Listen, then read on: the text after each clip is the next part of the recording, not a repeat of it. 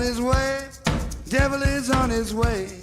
Devil is on his way, motherfucker. The devil gonna make you pay. Fall to your knees. Devil is on his way. Fall to your knees. Devil gonna make you pay. Fall to your knees. Devil is on his way. Mountain Murders is an Appalachian true crime podcast. Some content may not be suitable for all listeners. Listener discretion is advised. We say fuck a lot. Hey, you dirty sons of bitches. Welcome back to Mountain Murders. I'm Heather. And I'm a sticky Dylan. Why you guys gotta be sticky? Yeah. Nobody wants a sticky Dylan. You were scary. Like Yeah. I was getting like you were a bandito or something. I was just like channeling my dad. Okay. What are you doing, you sons of bitches? Yeah. You listening to your damn podcast? Watching your pod show. The only thing you need to be listening to is the Bible on tape. Oh Lord, we got caught on some criticism early on. It was the funniest thing because people said, I ain't gonna never watch your radio show again or something. Just like, oh my God, you obviously never listened to the podcast because you don't even know what a podcast is. Okay. Yes.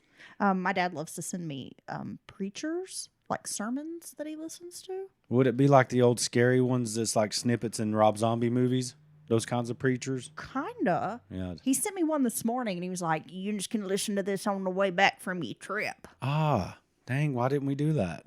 Sorry, I was listening to a podcast. Can't listen to that. Yeah, so we had a good weekend. We went to Charlotte. We saw Weezer.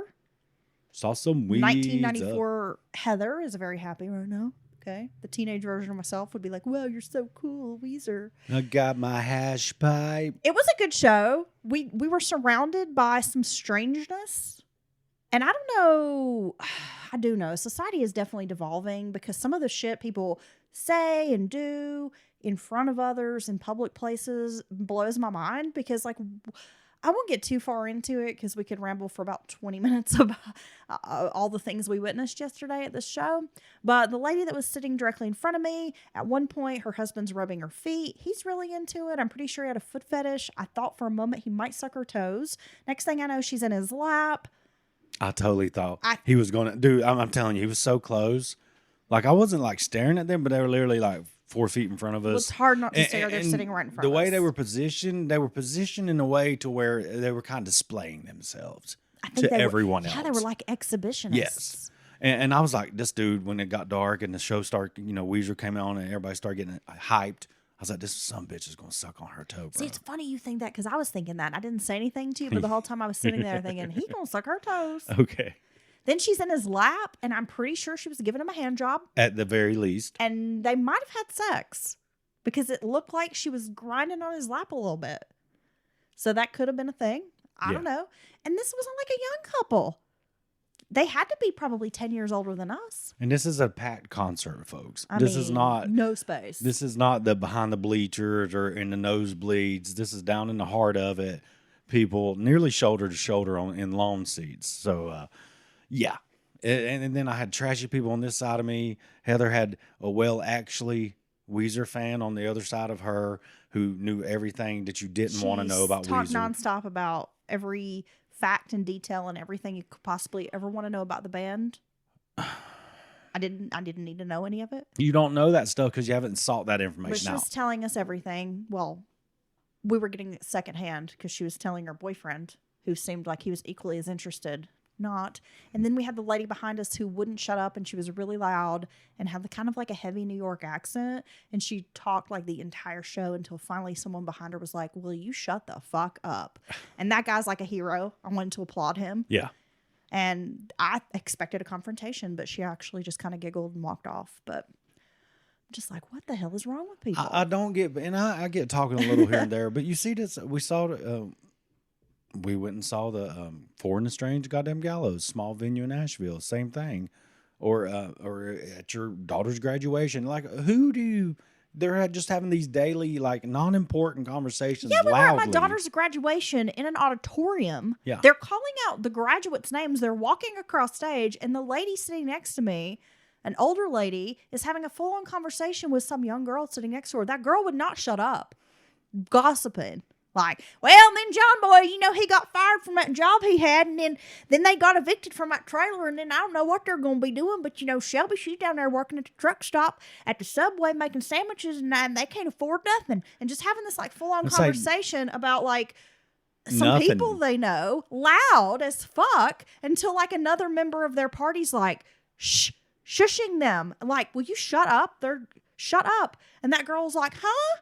Like, acting... She's totally surprised that her cousin or whoever is telling her shut up. No, it's fun. Yeah, like, what is wrong with the world? This woman was so loud as the speaker, like, tried to speak up louder because she's literally making and this she's much trying noise. to talk She over started the talking speaker. louder too. Even so, yeah, it's like, why do you go somewhere if you're not into whatever? Well, yeah, and if a band is on a stage and they're playing very, very loudly, and you have to be shouting loud to talk over the music, then just be Shut quiet up. or leave. Like, what are you doing here? Anywho, Okay, it was a good show. It was a good show. The crowd, not so much. It was an interesting mix. The crowd was quite a bit younger. I think Weezer has caught a little, second breath of they fame. all find out music from TikTok, and then they think they've discovered something. And the They reason found lightning in a bottle. we're not saying a young person can't like Weezer, okay? You Like whatever you want. But I do like and appreciate gatekeeping. And when young people are like, gatekeeping, I'm like, you know what? It's there for a reason. Fuck off. when one of the two or three, biggest hits, most poppy song isn't playing, the crowd was just silent. Like they'd never heard Hash Pipe. They'd never heard some of these deeper cuts, these older cuts of Weezer that is not Beverly Hills, right? So I'm just like, Well, they knew the Sweater song and they knew Beverly Hills, Yep. and that was like it. The rest of it, they're just standing there like dead-eyed and never heard this song before. confused. All righty. Before we move on, I wish they would play Africa again. You know that Toto song? I wish they'd play that again. oh my God, I God, go to the concert to hear the same live song 5 times and then you leave. God save the Queen. I'll be like Biden, just say that randomly. I'll know it. Yes. All right. So this week's sponsors God save the Queen. of this episode. Can I make some noise? No, honey. No, I want to do this straight through because they got to have their time to shine. Okay. Oh, she's so sad. You can make a little bit of noise. All right, here we go. The sponsors of this week's episode are Tanya, Woohoo! Franken Cressa, Oh yeah. Oh yeah. Oh yeah. and Elizabeth, who It's your birthday. It's Elizabeth's birthday. Go party. It's your birthday. We love Elizabeth. It's her birthday. Oh, wow. Thanks. That was a lot of extra. And Elizabeth came in our highest tier. Thank you so much for supporting us over on patreon.com/Mountain Murders Podcast. Look, if you want, you're trying to steal my joy, okay? I'm in a celebratory mood. I like celebrating. I like good times, okay? I like cooling the gang. Why you gotta be such a downer? Okay, let's keep her going. No, thank you very much for the support and for everyone listening. So here we are, freshly entertained, fully satiated in the sinful decadence of going to a Weezer show and concert in Charlotte. We're old. We're all and Heather's just like, oh, here's the rooms. I was like, let's just get a room, driving back. So it's about 2.5 hour drive for us. Let's just get a cheap room, where we can just, clean up, go to the show, sleep, go home. She gets a spot, but we forget to look how close it is to the venue. And so then we're like 35 minutes from the venue, 40 minutes. We were on the other side of town. We had a pretty good drive. That was kind of good. Why you always gonna be bringing up old shit? All righty. So what else do you have, Heather? I don't know. You're just like over here trying to beat a dead horse because I got a room across town. You know what? Find your own room next time. The extra drive was Fool. fun. Maybe if you would adult once in a while, you could pick the room, Dylan. Yeah, I'm not going to do that. Let's get into a serial killer. Today, you've probably never heard of this guy, but maybe you have. Did you watch Mindhunter, Dylan? I did watch Mindhunter.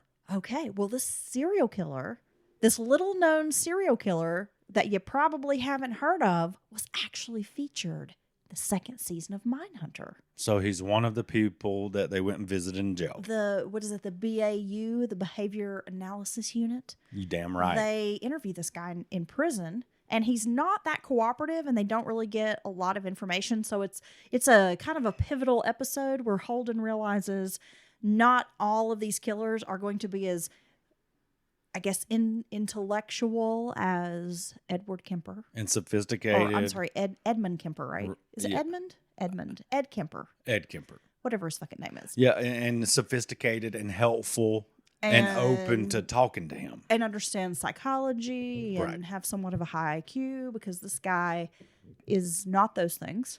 But they do interview him on the show. But he did kill people. Oh, yeah. So we're going to get into it. Dylan, are you ready? I'm ready to go. Let's do it. Okay, we're going to take a little trip here through some of the dirty South. Hit to the chopper. I know you love the dirty South, Dylan. I'm going to do soundboard noises throughout this, okay? Like a zoo radio? Yeah, like, Like a morning show? I need some of those things. I need a soundboard. Will you get me one? What if I get you one of those little see and says, and it's just like the cow goes moo, and you can spin it? Dude, I and would just make those noises on the air. I would use that. I would just spin it right here by my mic. And this is why we're not bigger, folks. Okay, so in 1971, a detective magazine described William Pierce Jr. as, quote, one of the most cold-blooded mass murderers in the annals of Southern crime. Okay, that's a bold statement. Now, have you ever heard of William Pierce Jr.? I must say I have not. See, I knowed it. I done knowed it. You've been telling me for a I week done now. synced it. This is a killer a lot of people haven't heard of. You know, you're doing it again. You're bringing it to the light. Let's go. No, he's like a fucking piece of shit. So let's talk about him.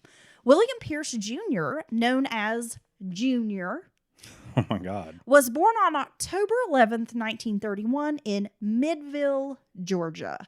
Do you think the weed in Midville is mid? Do you think people be smoking mids there? Yeah. Okay.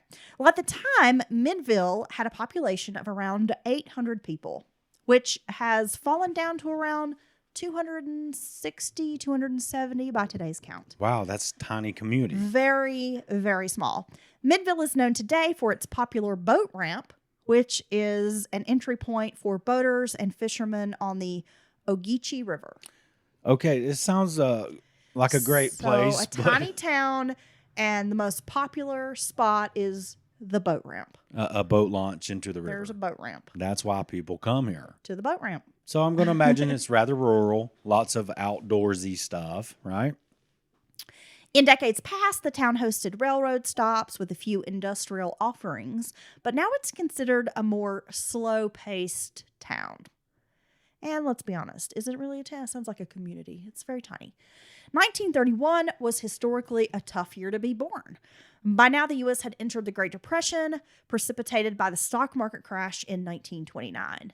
The year before, 1,350 banks. So 1,350 banks failed in the country. That's quite a few banks, Dylan. That is. And many of them were in and around the South. So we're going to feel those ripple effects. And the Smoot-Hawley tariff bill contributed to confidence loss in the stock market and signaled U.S. isolationism when it raised tariffs by 20%.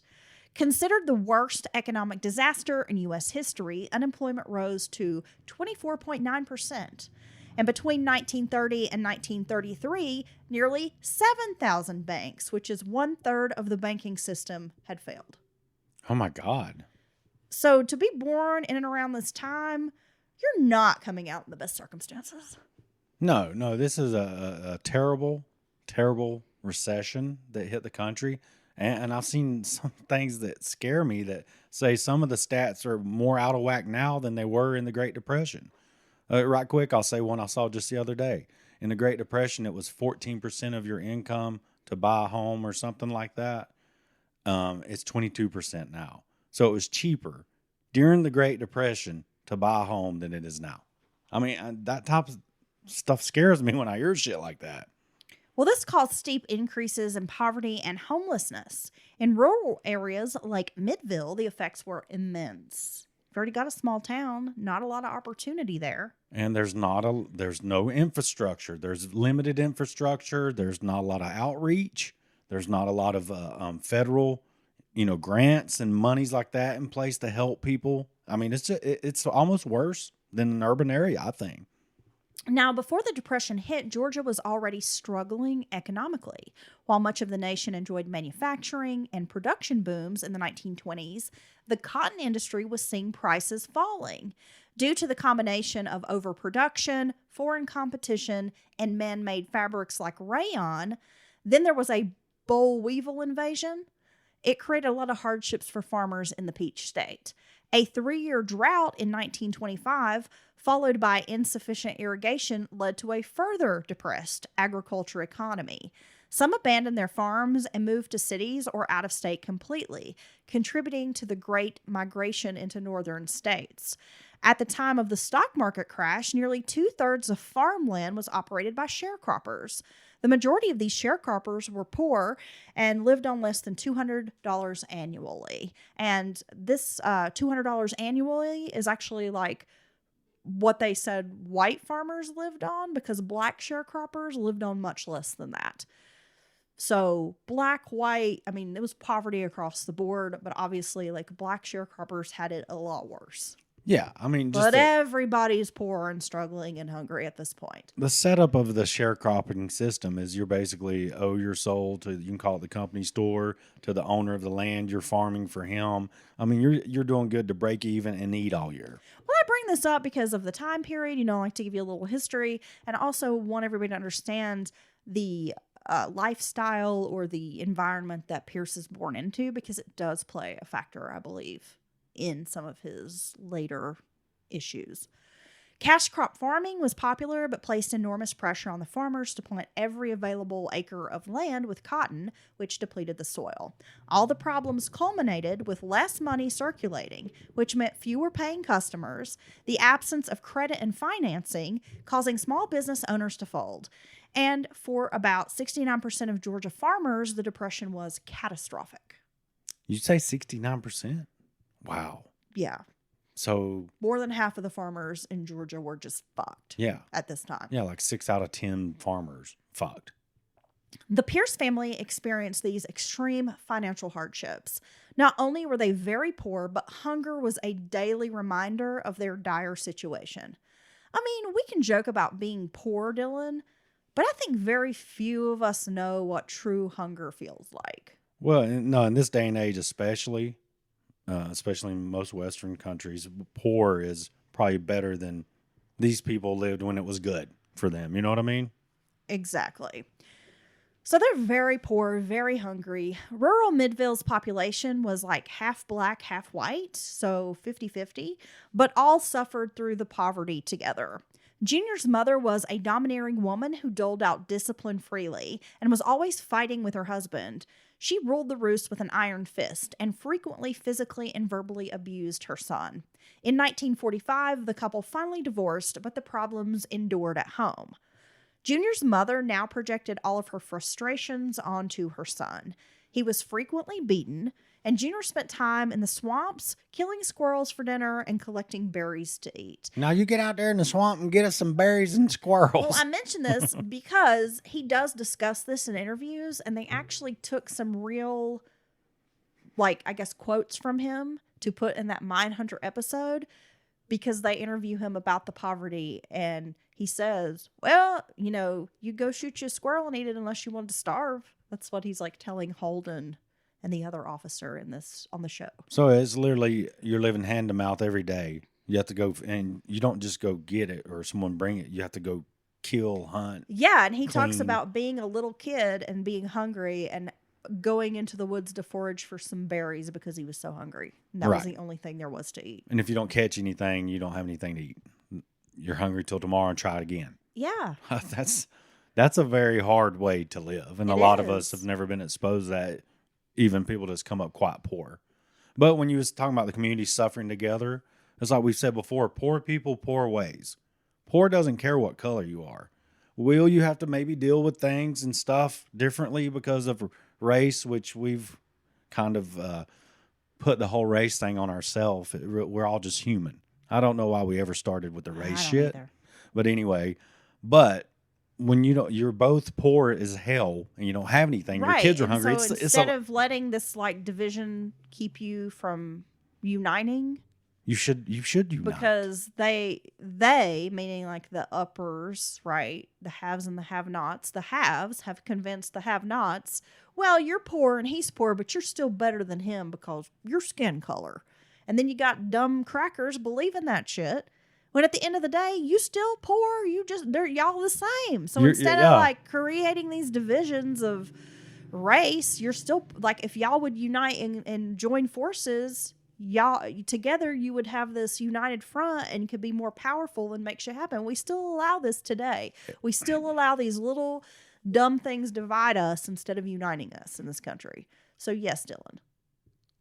Anything else? Poor people, poor way. Yes, I gotta say, every time we talk like this, that's what I think the whole celebrate diversity things is. And that's nothing against anyone celebrating being different. I love to point out people on a daily basis. I'm not like you. I like being different and people knowing it. It's not about your diversity or your culture. It's about the fact that, in my opinion, we're 5% different and we're 95% the same. Well, it's true. I think most people So, in the day, y'all kind of, everybody we all wants want the same thing. And so instead of realizing, hey, they're just barely different than me, but we have a lot of shared interests, we only talk about the 5% difference instead of the 95% similarity And between we let us. that keep us Yes. from uniting and taking over the motherfucker. That's right. Burning the shit down and demanding wages, and demanding housing, demanding healthcare. That's right. Mazel tov cocktails everywhere. Oh gosh, is my daughter here? That's what she calls them. Okay, back to our story, Dylan. Thank you for that. So at age 16, Junior dropped out of school, though he had only made it to the 9th grade. He found odd jobs working along the highways, then joined the Army. However, his military career would be brief. For reasons I don't know, his mother produced records and letters trying to intervene on his behalf in regards to the Army career. The documents showed Junior's lack of mental acuity, and he was discharged. So she didn't want him to go. She didn't want him in there, and the military ordered an IQ test, which was 70, and this is seriously below average and shows like cognitive disabilities. So it's not way below average, or 70 is, yeah, enough to where seriously you're below average. there are going to be things you deal with. Well, at this time, for lack of better word, he was classified as mentally retarded. Right. That's what the classification from the military was. So he had like learning disabilities, he had cognitive issues, he had a low IQ. So after that stint in the Army, Junior went on to hold a series of low-paying and low-skilled jobs. He worked at a car rental place where he was considered to be a good employee, but he was awkward with customers, he didn't really know how to speak to people, and the locals just didn't care for him. That had to come in and deal with him at this car place. They were like, they didn't like him. He was so socially awkward, and I guess growing up rural and poor and probably not that educated, right? Like, Half starved. he had some strange social skills, so they didn't like that. Junior managed to marry, but that didn't last long. He moved to Swainsboro after divorcing and started working in a furniture factory. He also began driving a truck. He drove for like the Georgia highway system, and he said he actually liked that job. He got to travel, he got to drive around, meet new people, kind of see the countryside. But he suffered a head injury in an industrial accident when a 700-pound attachment to the truck hit him in the head. Oh my God, I would say so. Afterwards, there was a noticeable change in Junior's behavior. Traumatic head injury. Those traumatic brain injuries, man, they really be fucking these serial killers up. Well, I mean, think about It's it. like If catalyst. if you take damage to a part of your brain, and it's all, and different parts do different things, control different stuff. Hormones, a lot of times, is what causes everything else to happen. Then if you're all of a sudden are impulsive, super angry, can't no self-control. You just described me when my hormones are acting up. Your frontal lobe's done been hit, I believe. Your medulla oblongata, and alligators do have teeth, Mama. That's not I true. don't My remember uterus how is he like. Oh my God, That's what it sounds like. it's like a little spit monster. It is. It's like a little ghoulie coming up out of the toilet. Okay, so the head injury, he has a noticeable change in behaviors and attitude. Yeah, I mean, if he was already kind of like an oddball and people didn't really care for him, he had strange ways. Now he's really exhibiting some bizarre behavior, some bizarre behavior, Dylan. And for whatever reason, he takes on this notion that he has superhuman strength and intelligence. So after this head injury, Junior becomes convinced of his own genius. Well, was that grandiose complex? Oh, or he spouts God off complex? that he tells people he can speak 7 languages. One of them's Libyan, Oh, even though they speak Arabic. I know there, Libyan. But he knows Libyan. I know Libyan them down there. And German and French and Spanish, and he, Latin, and he convinces people he spoke 7 languages. Dude, if you're around other He people. can barely speak American English, so yeah. Yeah, but if those people can't speak that language, wouldn't it be funny just to spout shit off and be like, yeah, well, I said if you go down 2 streets, you will find the cafe you're looking for. You'd be like, dang, dang, dang, dang, dang, dang. Well, I don't even know what that is. Yeah, me neither. I think I heard that out of your toddler grandchild the other day. So with little skills, low IQ, the inability to get along with others due to this antisocial behavior, and also this inflated sense of self, Junior was nearly unemployable. And probably tough to be around. Well, yeah. Sounds like a lot. Yeah. He sort of sounds like a dick, right? He's like a dumb dick. He's Have like you ever met people like that? They're just real, you meet them and you're like, well, they're so convinced. but they think they're fucking genius, That they're- smart, and you're yeah. like, dude, you probably don't even know how to spell your middle name. Well, they're so convinced they're the shit. You can't, and they always, it's a one-upper typically is also a one-upper, these people. And somehow these people get promoted and become like your boss. Because they don't threaten the people above them because they're fucking morons. Dunning-Kruger effect. Anyway, without steady income, Junior turned to crime. But he wasn't very good at that either, Dylan. In 1959, Junior was arrested for the first time and charged with theft. He was given a 5-year sentence but released on parole in 1961.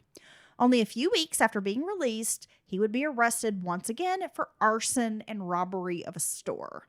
This sentence was harsher, with Junior being given 20 years in prison. While serving time, Junior was evaluated by psychologists who agreed he was suffering from mental illness and posed a risk if released. Yet his behavior behind bars had been good, and when he met with the parole board, they set him free in May of 1970, so only serving about 9 years of this 20-year sentence. Of course.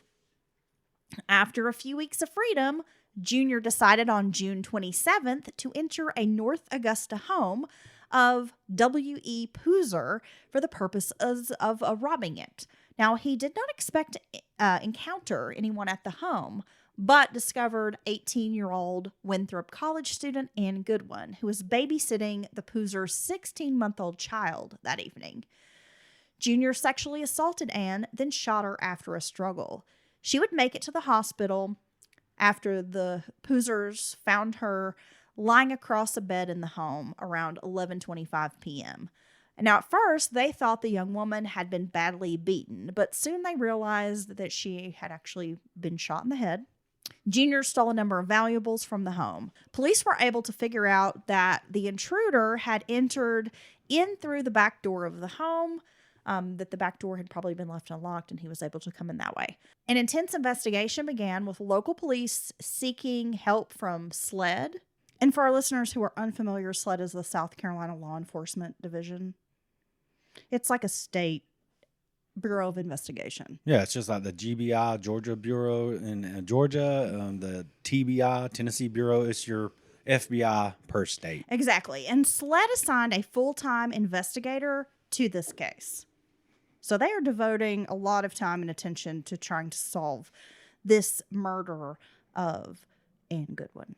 Well, to clarify, because I sounded goofy, it's like the FBI for each state. They have more resources, blah, blah, blah. Not the actual FBI. Okay, Dylan. Yeah, sorry. On December 18th of 1970, 13-year-old Margaret Peg Coutinho left her home in Sumter, South Carolina around 11:30 a.m. And this was after being dismissed early from school. There was a Christmas break. And she left Alice Drive Junior High School earlier, went home. A little about Peg, she was active at the Presbyterian Church and played varsity basketball. Peg called to her mother to say that she had made it home, but she was planning to walk a few blocks to Willow Drive Elementary School to have lunch with her younger sister, Pamela. About 2.5 hours later, when Peg had not made it back from lunch, her mother grew worried. She called police, and due to the family's connections, because I should mention that Mr. Coutinho, Peg's father, was a member of the South Carolina State Legislature. Mr. Coutinho. Wow. Yeah, so he's a state legislator.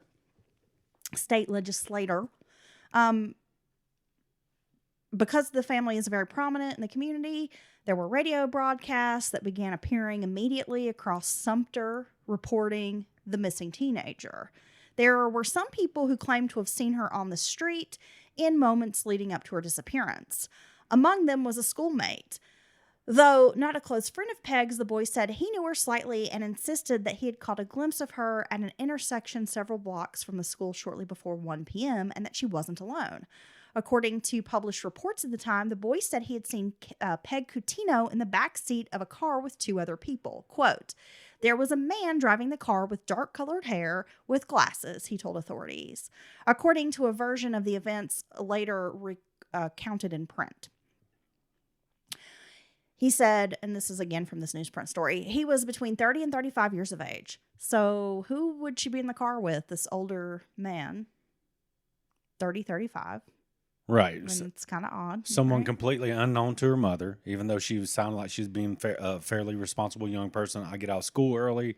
Instead of going and messing around with her friends, she's going to go have lunch with her younger sister. Very nice thing to do. I'm sorry. I didn't mean to interrupt you, but what's very strange about these is just the coincidence of all the perfect things to make these events happen. Does that make sense? Her getting out of school early, she shouldn't even be so-and-so. She usually would be at school still. And then that someone just happened to catch a glimpse of this vulnerable young person by themselves and then be someone who would snatch them off the street. It's just, that's what's so weird to me about that. Strange twists of fate, Dylan. Yeah. I wasn't even supposed to be at work today. You know, it's like when you go to work, well, much less serious. And it's a really shitty day. Like you're filling in for someone or they call and ask you to come in and do extra. And it's just like the worst day you've had in like 9 months. And you're like, I ain't even supposed to be here today. It's just really messed up. I think most of us have had days like that before. But being kidnapped and killed, obviously, is worse. Well, no, but it is like the circumstances kind of lined up. But I think on the other side of that, Dylan, is when you have a full-fledged predator, serial killer. Killer of opportunity. And is yes. And they are seeking They're hunting. a victim. They're combing neighborhoods. They're looking for houses that look like they might be empty. Or they're looking for a young man or young woman walking down the street.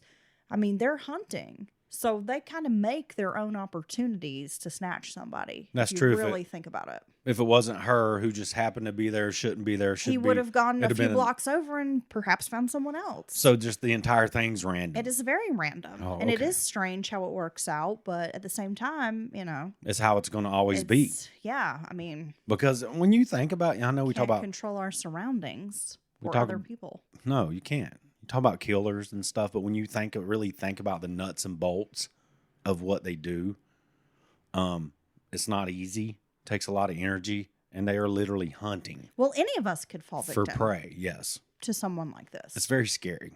I mean, really, we take for granted. We go through the motions of our lives every day, all the things we do. Maybe you have a routine, a schedule, what have you. You could be stalked. Someone could be watching you right now and know your plans, what you're going to do tomorrow, and lay in wait for you.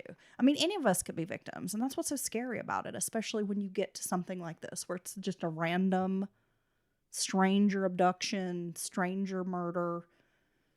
And we always say, oh, I would do this, I would do that, I would kick ass. If someone steps out of the shadow in like a dark parking lot or alley and puts a knife across your wife's throat, steps up behind both of you, and all of a sudden starts giving you orders or else, I mean, you have split seconds to make life-altering, huge decisions. I mean, who knows how in the hell you would you react. can go into these situations having some forethought and trying to have a plan. That can all go out the window in an instant. You've got a pistol strapped to your leg, or you've got a can of mace in your purse, but those seconds, those instances you don't always think and act the way you would want.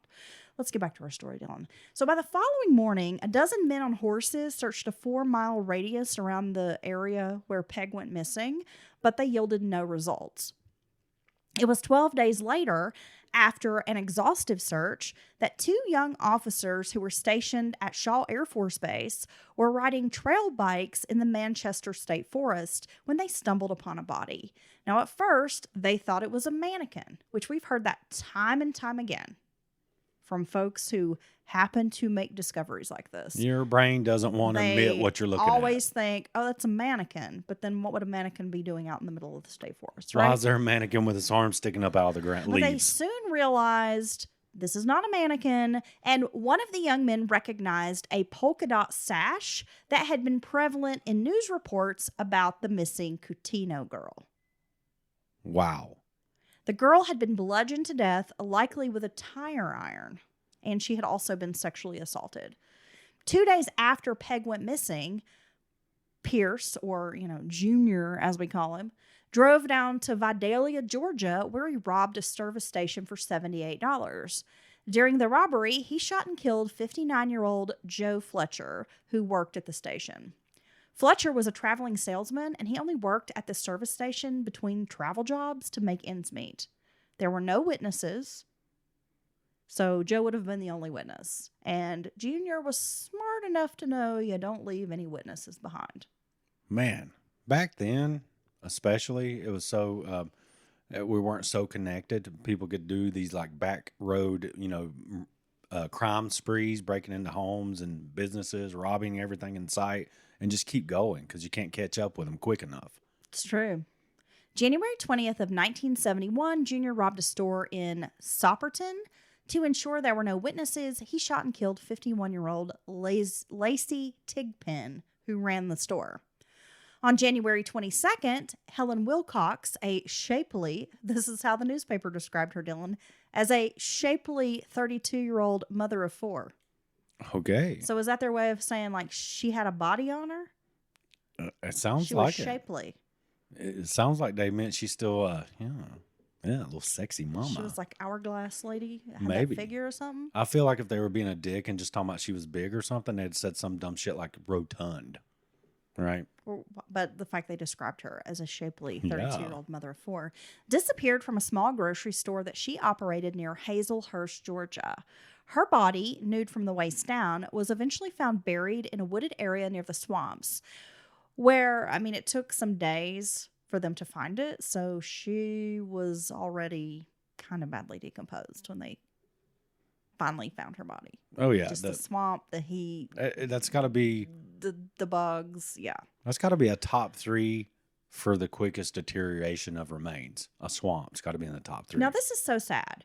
Homer Wilcox, her husband, who's now deceased, told a reporter back in 1971, after his wife was murdered, that he remembered Junior coming into his wife's store while he was a member of a prison road crew, about 2 months before he had been paroled. He said, quote, he wanted some cigarettes and I gave them to him. And he said, I wouldn't take his money.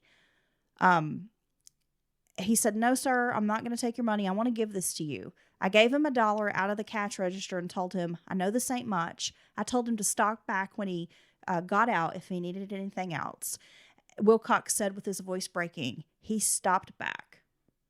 Meaning so this is a man he was kind to who him. was kind to him, gave him free cigarettes, wouldn't take his money, gave him $1, was like, if you need anything, come back, come He see might me. have gave him a part-time job or something. And then, this guy comes back and robs his wife and kills her.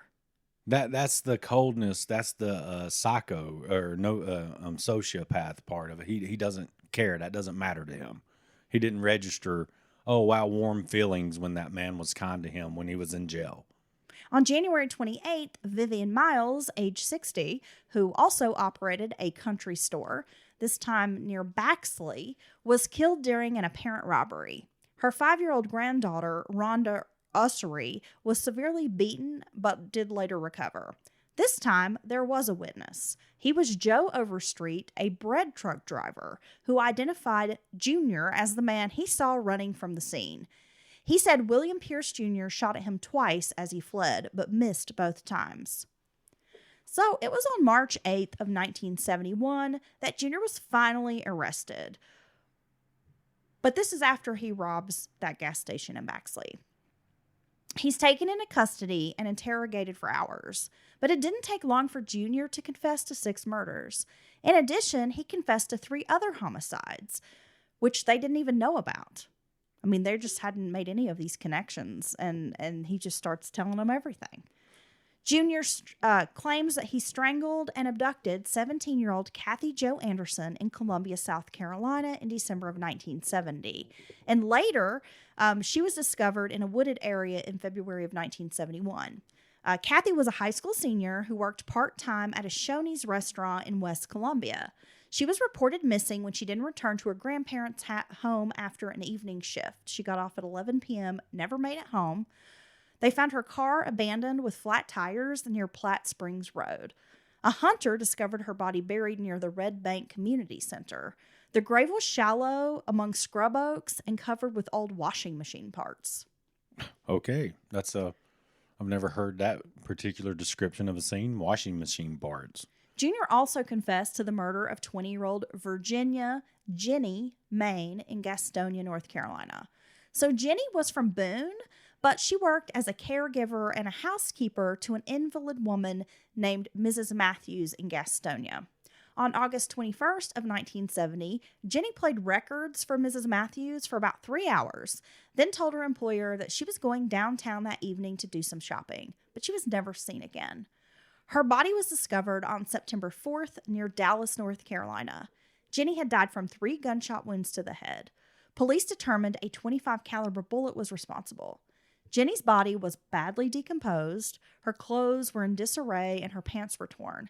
And due to the poor condition of the body, law enforcement was unable to determine if she'd been sexually assaulted. When they did the autopsy, they don't know, but they kind of made the assumption since her clothes were in disarray and her pants were torn, and it seems like maybe they were kind of torn off of her body. Right. Right. I think that's a fairly strong indication a lot of times of sexual assault, just if it's pulled up, off, whatever. Near the body were some sales slips for purchases that she had made on the evening she went missing, including pantyhose. There was also a can of hairspray. They found the items and the sales receipts, and a record. Mrs. Matthews had informed police that Jenny was an avid music fan. She particularly liked religious types of music like gospel and things like that, and that she owned about 300 records. So when they found this record with her, and she's been missing, they almost kind of immediately knew this has to be Virginia Main because we know these details about her. And then sure enough, it's her. Well, last scene, she went shopping. We were listening to records. Yeah, I mean, that's going to pique your interest. And Jenny was described by those who knew her as just a simple country girl. Like, she had come from the mountains down to Gastonia to work for this lady. Mrs. Matthews just said, she was super sweet, precious, just a real sweet country girl. And I don't know, it just like hit me in my feels to think about this young woman, like leaving her home, kind of traveling to, I'm sure what she thought. I mean, you're coming from Boone to some area near Charlotte.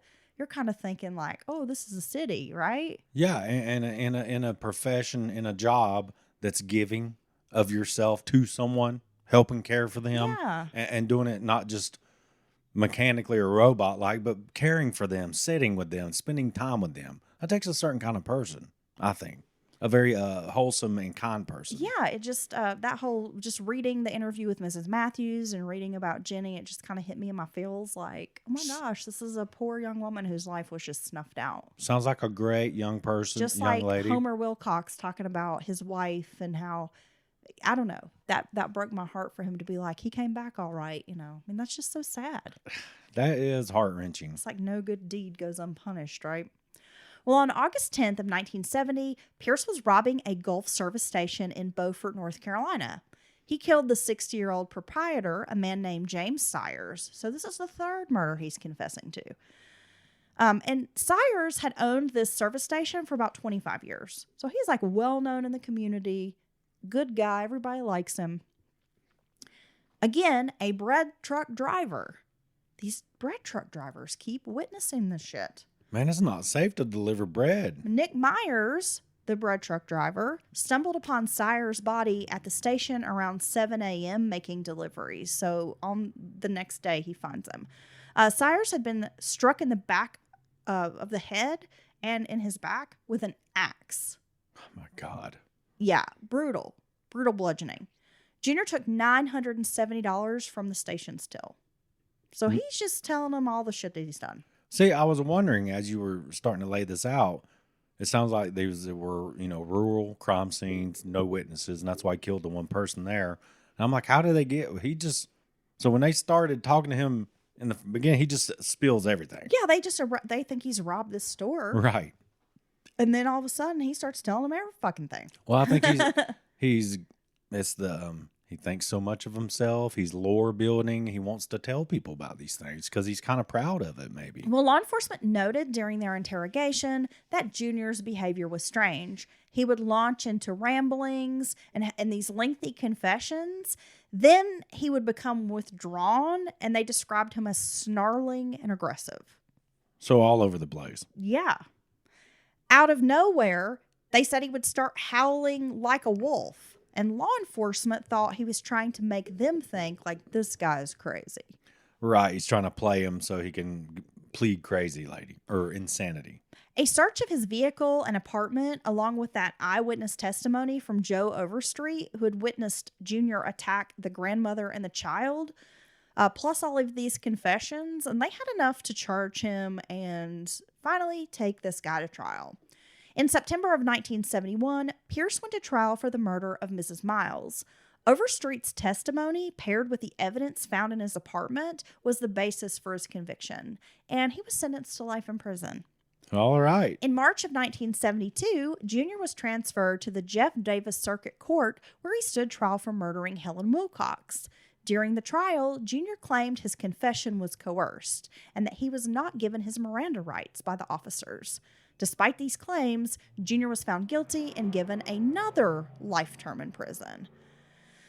So this guy, Dylan. That's 2 lifetimes you're going to be in prison, you son of a bitch. By 1974, Pierce's lawyers claimed he was intoxicated when he made confessions and that he had not been read his Miranda rights. In the murder of Peg Coutinho, his lawyers suggested other evidence had been ignored by police. Now, all of this appeal, it's rejected.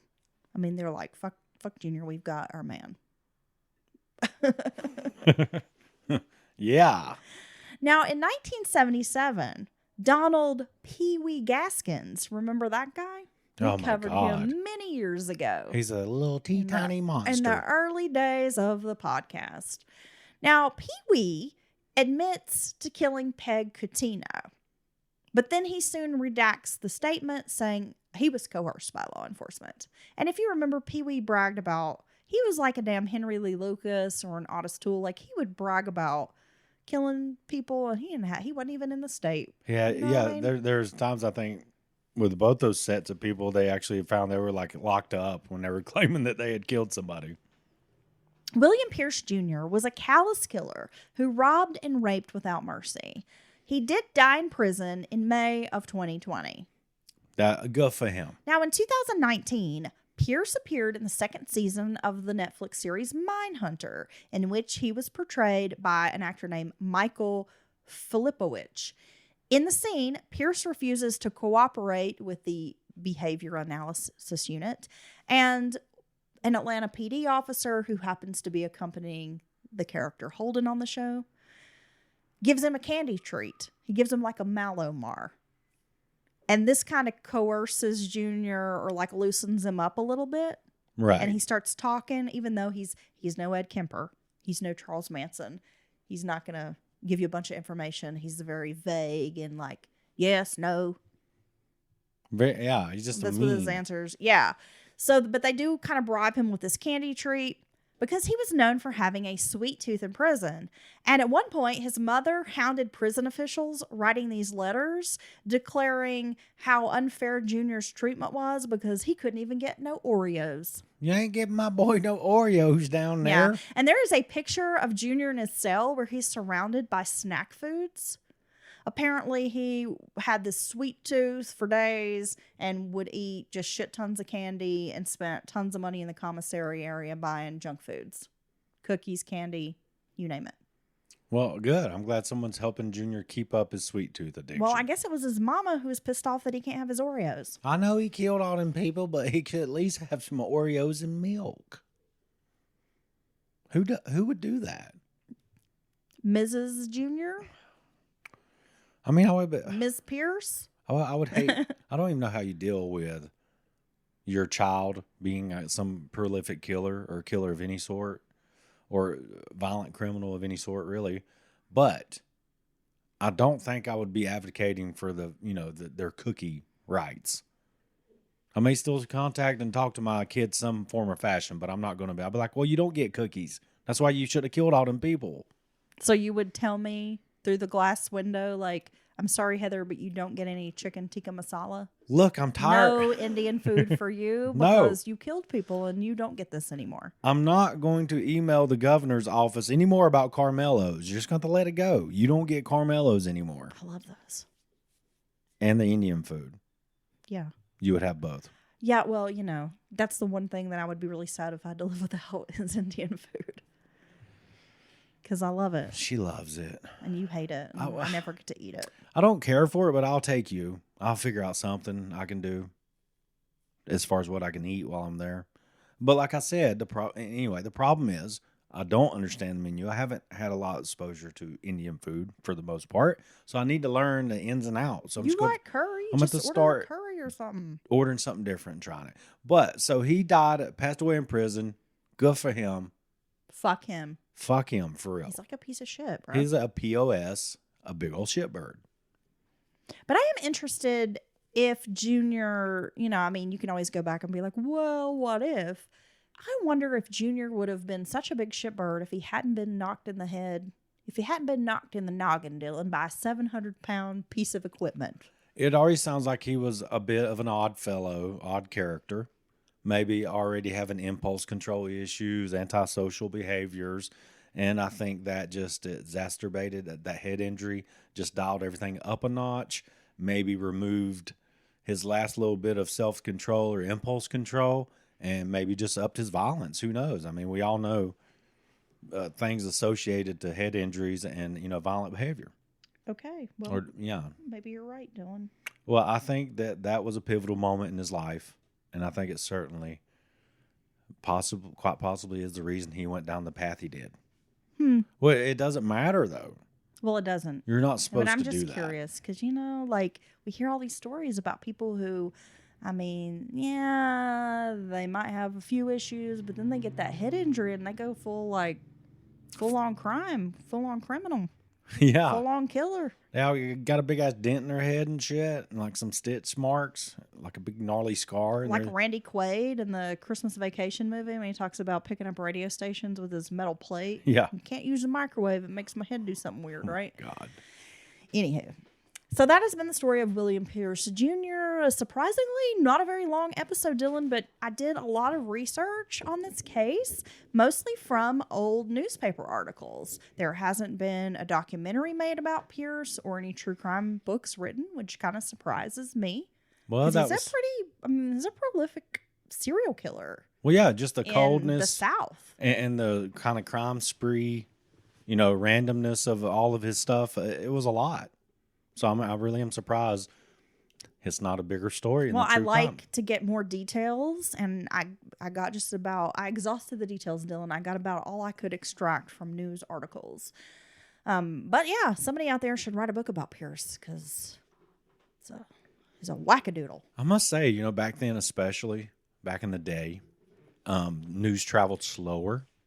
And so I think when you do have your predominant source is old newspaper, news feed, things like that. Yeah. I think it makes for a good story, and I think it's fairly solid facts.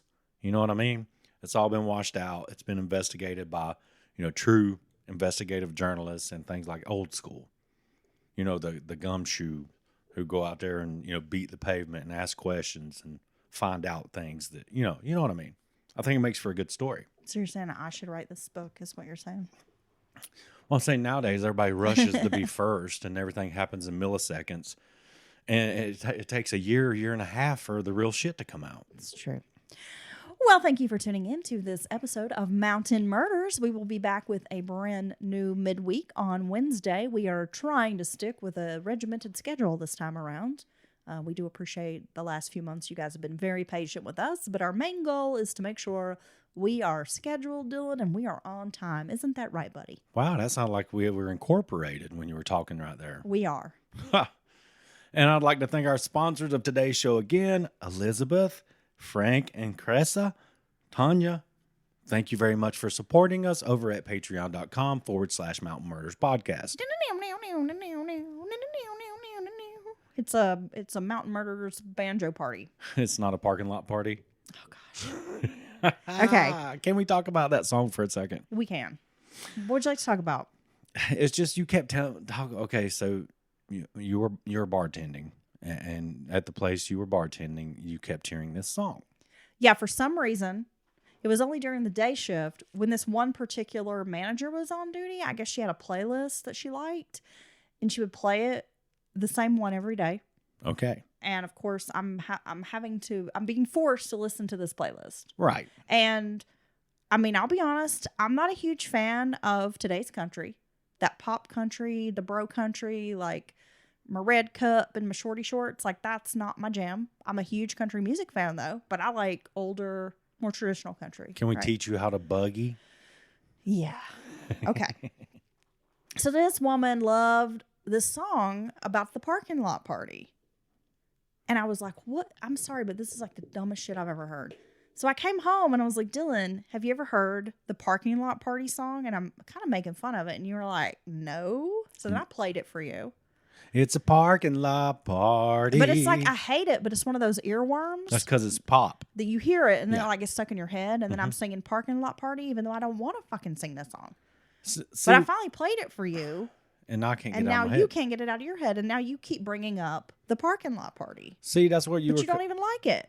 That's just. But this is what it does. This is the heart of a pop song. It infiltrates. And it doesn't matter the genre or the fusion or any of that. It's pop. Pop is pop. And it is a lot of times goofy, catchy, just earworm. You can't one, and that's how it weaves itself through society like COVID-19. You just can't stop it once it's released. It's like the rhythm. It's going to get you. And so once the parking lot party started, it's just going to keep going. It's like the wave at a baseball stadium. It's true. It just goes on and on. It's a parking lot Okay, just party. stop. We're not doing that right now.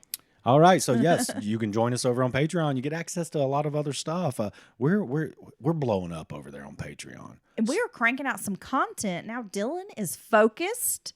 He does not have shift work. He's fully retired And Heather informed me and that unemployed and useless and just lays around all day. So he has nothing else to do but make content with me. I finally get you to sit down and make content, Dylan. you get to This see. is what I've been dying to do with you, right? I know people can finally So I hear have my to full rope potential. you in, and I have to say things like, Dylan, I know we just took a break in the middle of this episode because the dog's barking and someone's at the door, so we have to pause.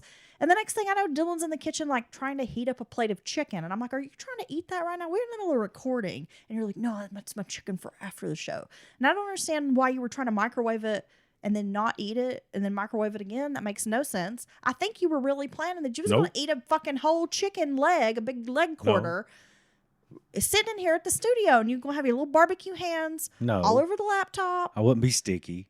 Listen, You introduced yourself as Sticky Dylan, I'm pretty sure. may I retort? No. If you say what one more time, that's great stuff. I'll Pulp Fiction. Nobody wants to hear any of your bullshit. I'm heating it up for later. Especially me. I get it really hot, and that way I don't have to. You know the part when you're waiting for it to cool back down to where you can actually heat it, but you want to make sure it's warm through the core, so you get it super hot and just let it hang out. Yeah, I'm bud. not trying to microwave chicken. To me, it's just rubbery. So the fact that you're going to microwave this chicken like multiple times is like you're going to end up with a damn rubbery leg quarter of chicken. Makes no sense in my head. That's a 7-pound leg. But quarter. in the Dylan brain, I guess, I really think you thought you was going to come in here and like eat some chicken while you podcast.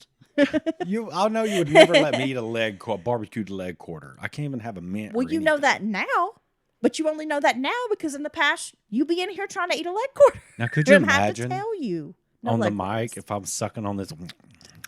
Ugh.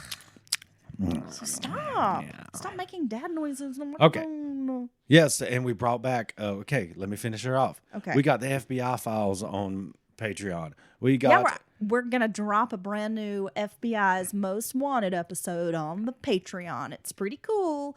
We've talked in the past about some of the most wanted, some of these horrible criminals, people you've never heard of, and we're doing it all on Patreon. We got the movie club on The Patreon. movie club. Boom. We watch a series or a true crime inspired movie and we discuss in length. Yes, sir. We try to put the schedule out ahead of time so people know what we're going to watch. Either way, do it.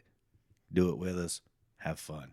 Yeah, so our movie club for June, which we are going to be, we're kind of like a month behind, so we'll put it out, but then we might not record the episode until July, but then that gives people like the whole month to watch the movie.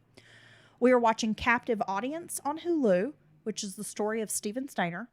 Okay. And we're watching on Netflix The Hatchet-Wielding Hitchhiker. It's And we Kai, will be dude. discussing that at length. So if you would like to be part of our movie club, check those out and join Patreon, and you can hear our episode, and we can have plenty of discussions about these true crime documentaries. Man, that's not the stuff we're talking about. We're actually going to do it this time, folks. And one last thing. If you like conspiracy, weird, and high strangeness, batshit crazy's back, Oh, y'all. I thought you were going to say, you got to come to the parking lot party. Hey, it's a There's conspiracy theories and drunken beer and people puking on the toilets. It's a parking lot party. Okay. It's a Patreon party. Oh, yeah, that can work too. Okay, that's going to be on my commercial. Okay, Dylan. All right. Time to wrap it up so you can eat that damn piece of chicken, okay? Until next time. Bye.